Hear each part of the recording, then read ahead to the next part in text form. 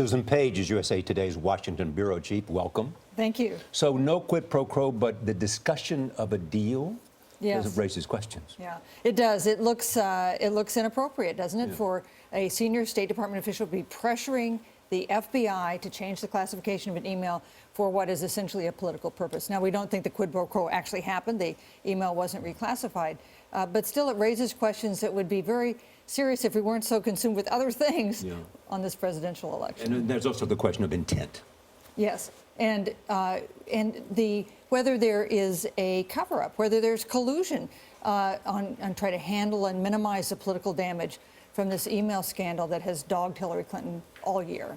USA Today, front page of your paper, Susan, raising a very interesting story about the intersection of the Clinton Foundation donors, the State Department lobbyists, and then fundraisers for the Clinton campaign. What are you all finding out? Well, we're finding out things that are not illegal, but may alarm Americans, which is a kind of coziness among different things. You know, coziness never good in politics, is it? Not a good thing. Here's an example. Pfizer, for instance, a big pharmaceutical company, gives $1 to $5 million to the Clinton Foundation. They hire a big Washington law firm to lobby the State Department on provisions of the Pacific Partnership, the TPP deal that was then in the works.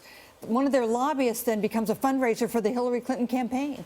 None of that's illegal, but Americans might look at that and say, who is looking out for me when this kind of thing is going on? People with money have special privileges. Not surprising, not illegal, but maybe disturbing. Let's talk about the state of this campaign. We learned from Hillary Clinton's campaign yesterday they are going to expand the map, specifically the traditional red state of Arizona. Michelle Obama, who has probably given the two most important political speeches this season at the convention and just last week, is going to Arizona.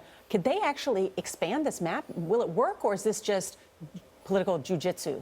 Well, I think they could expand the map. The Hillary Clinton campaign feeling pretty good about getting elected.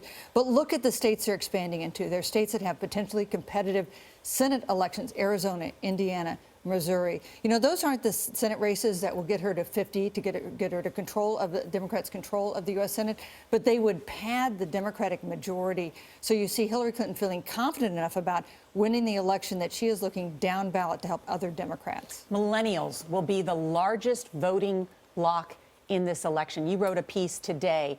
Are they going to turn out, and who are they going to vote for? You know, we've been looking at whether the very negative tone of this campaign is going to increase turnout because people will be afraid about the alternative, or will it depress turnout because of the tone being so negative and contentious. And in our USA Today Rock the Vote poll, we find that millennials are getting turned off by this election, that enthusiasm about voting is declining a bit from our last poll, declining since it peaked in March. That was a time that Bernie Sanders was getting a lot of support from millennials. That enthusiasm has not been replaced, despite big efforts by the Clinton campaign. You had a 20-something voter who said it's like your brother and sister fighting, only dirtier. Yeah, and that has not left people feeling, millennials and others, feeling like there's something they're voting for instead of just voting against. Susan, always good to have you here. Thank you so much. Thank you. The final presidential debate is tomorrow night, and Gail and I will be in Las Vegas along with Major Nancy John Dickerson and Bob Schieffer. Our coverage begins at 9 p.m. Eastern, 8 Central, right here on CBS.